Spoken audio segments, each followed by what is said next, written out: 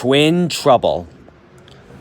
Donald and Douglas are Scottish twin engines. They're practical, peppery, and proud. They nearly always work together. One day, Donald and Douglas were chopping through the countryside, hauling a heavy load. Down the line, Trevor, the traction engine, had been struggling with a big cartload of hay.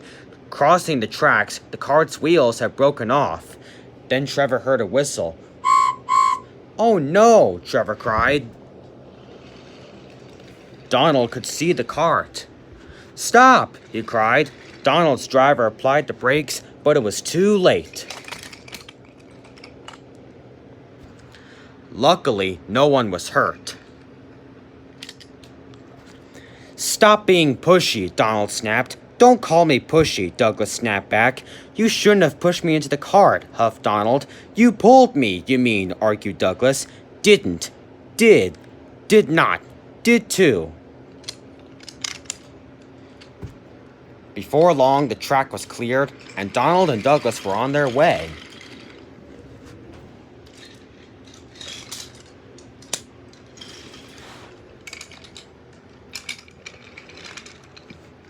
The twins were so cross they refused to speak to each other for the rest of the day.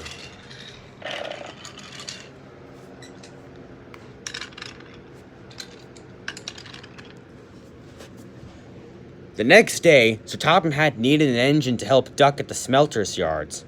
"May I go, sir?" said Donald eagerly. "I only need one engine," said the Topham Hatt, "not two." "I am only one engine, sir," said Donald, "and I would like to work with Duck." Sir Topham Hatt was surprised, but agreed. Thomas was worried. "Won't you miss one another?" he asked. "I know I miss Annie and Clarabelle. I'll work better on my own," sniffed Douglas. "I have work to do," huffed Donald.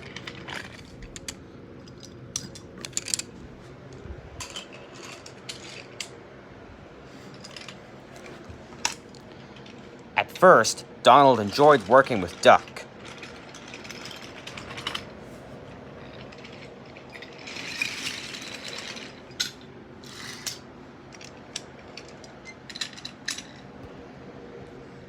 Then things started to go wrong.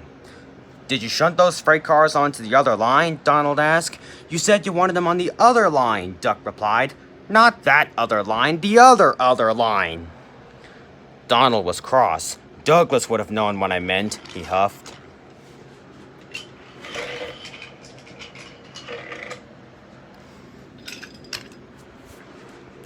Douglas was working on his own. He chuffed dutifully through the beautiful countryside. But Douglas had no one to share it with. Although he tried not to, he was beginning to miss his twin.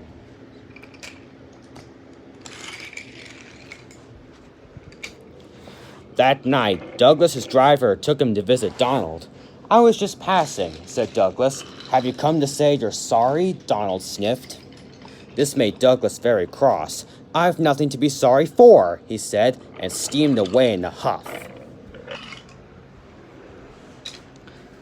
The next day, Donald was in a bad mood.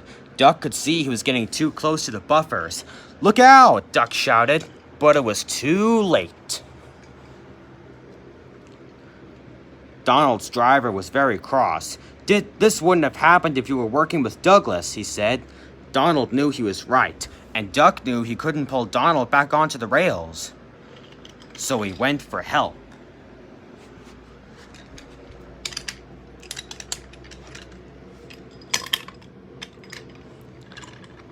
Douglas was sadly finishing his work as Duck steamed into the depot.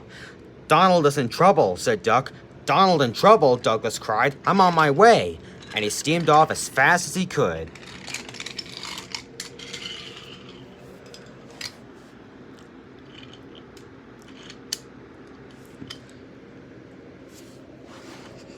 Douglas struggled and struggled. He finally pulled his twin gently back onto the tracks. He was relieved Donald wasn't hurt. "Thank you," Donald said, "and I'm sorry." "No, I'm sorry," said Douglas. "I'm sorry," insisted Donald. "Don't argue about who's sorry," chuckled Duck. "Just be glad you're back together." And they were.